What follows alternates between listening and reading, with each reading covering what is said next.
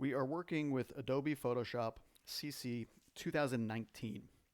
They're already on 2020, and so some of the symbols will be slightly different depending on the computer platform you're on, whether it's Mac or PC, and the version you are on. But things have not moved that much. So what we're doing today is looking at copy work, taking pictures of artwork. So what I did, let's open one up. File, open.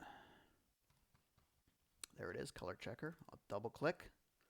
And by double clicking, because I shot this as a raw image, raw file, Photoshop is opening up in Camera Raw first. The benefit of shooting in RAW is that you can do more adjusting. Let's assume that you have your camera setting on RAW, and if you were in the studio or inside where you had lights that you knew the color temperature of, you could set your white balance. Look over here on the right. White balance as shot. Okay. I shot this outside on the front deck, which obviously needs to be repainted.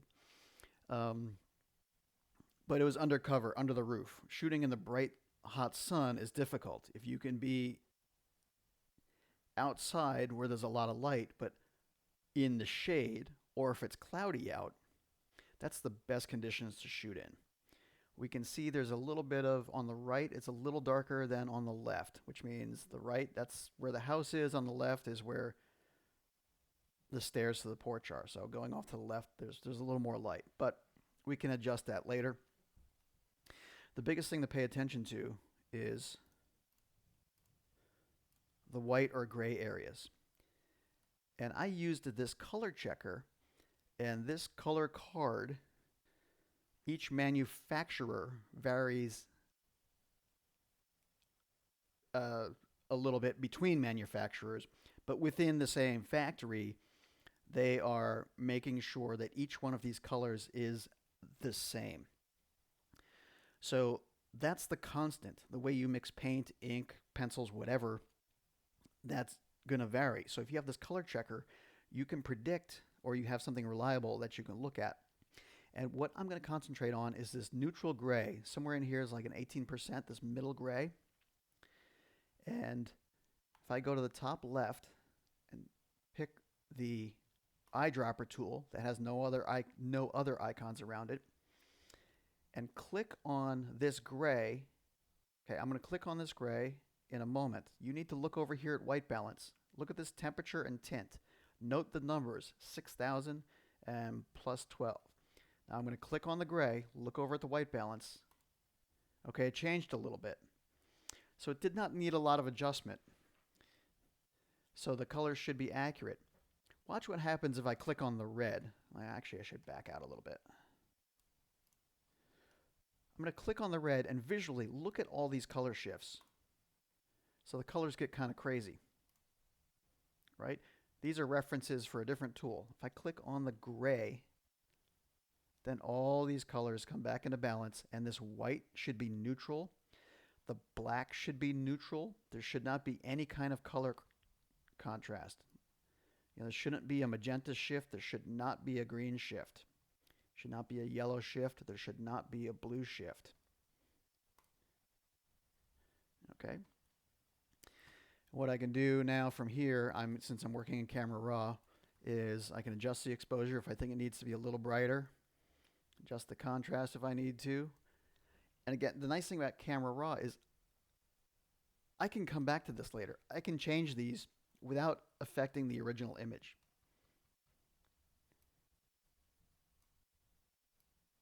So that looks good, and I click Open Image.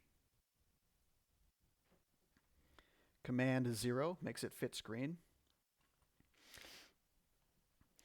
If you don't have a camera that can shoot in Camera Raw, or if you do and you just forgot to set it to Camera Raw,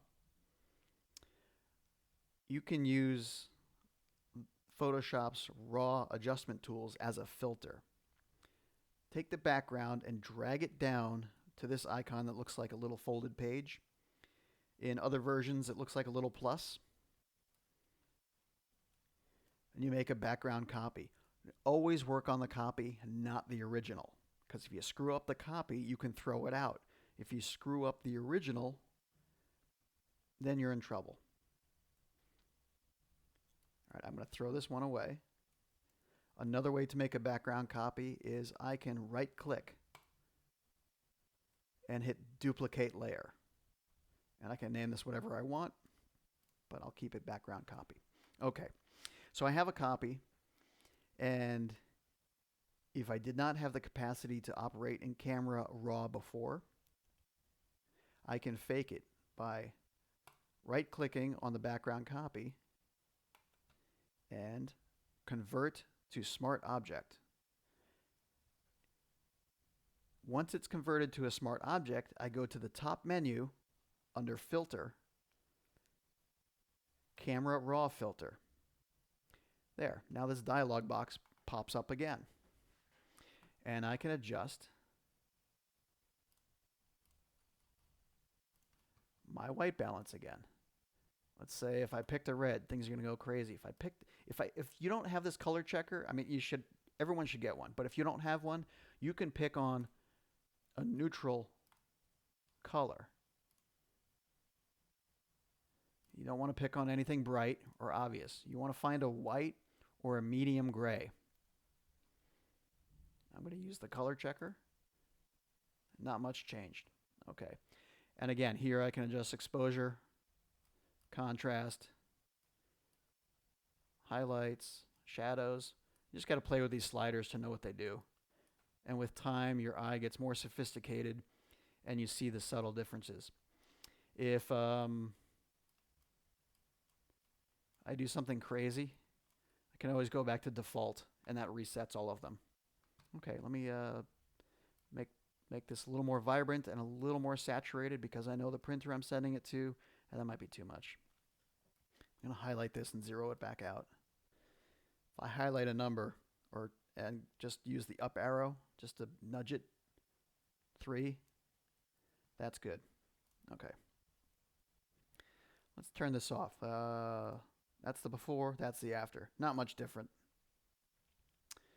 But you get the idea. So using a color checker gives you a reference. When I can also have this at my desk and look at it for reference. I can have the artwork at my desk and look at it for reference to make sure that I have accurate color.